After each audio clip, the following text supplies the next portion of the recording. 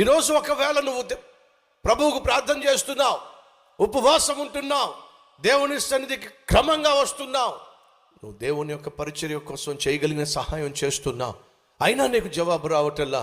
అప్పుడు నీ స్నేహితులు ఏమంటున్నారు? ఏమయ్యా నీ దేవుడు?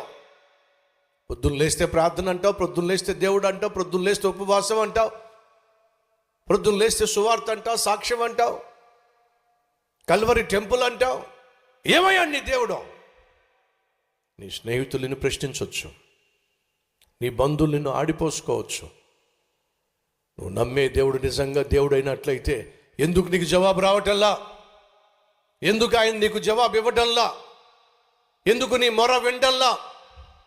ఎందుకు సమాధానం రావటల్లా? ఎందుకు నీ కష్టం తీరటల్లా? ఎందుకు నీ కుటుంబం కట్టబట్టల్లా? ఎందుకు నీకు ఉద్యోగం రావటల్లా? ఎందుకు నీ రోగం కుదుట పట్టల్లా? ఎందుకు నువ్వు ఆశించినటువంటి ప్రమోషన్ నువ్వు పొందుకోవట్లా? ఏమయ్యా నీ దేవుడు? ఇక ప్రార్థన ఆపేసేయ్. కొన్నిసార్లు నీ కుటుంబ సభ్యులు నిన్ను బెదిరించవచ్చు, భయపెట్టచ్చు. ఇంకొక్కసారి మందిరం అన్నా, ఇంకొక్కసారి బైబిల్ అన్నా, ఇంకొక్కసారి దేవుడు అన్నా మర్యాదగా ఉండదేమో అనుకుంటున్నావు, నోరు మూసుకొని ఇంట్లో కూర్చో అని భయపెట్టచ్చు, బెదిరించవచ్చు. ఎందుకని? నువ్వు చేస్తున్న ప్రార్థనకు వెంటనే జవాబు రాలేదని,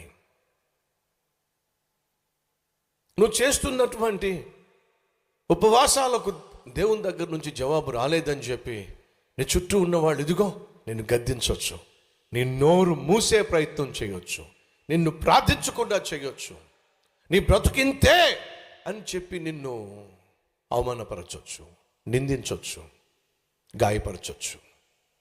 ప్రియ సహోదరి సహోదరుడా, దయచేసి విను. ఆ గుడ్డివాడికి తెలిసిందని తెలుసా?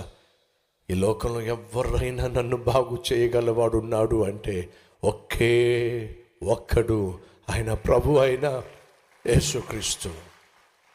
నా జీవితంలో నేను ఎప్పుడు వినలా ఆ పిష్టివాడిని ప్రేమించే దేవుడు దిగొచ్చాడని.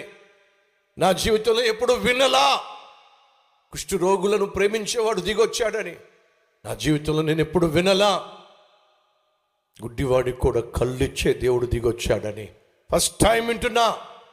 ఎవరి గూర్చి నేను విన్నానో ఆయనే నా కళ్ళ ముందు నుంచి, లేక ఆయన నా ఎదుట నుంచి వెళుతున్నప్పుడు ఎలా మౌనంగా ఉండగలను?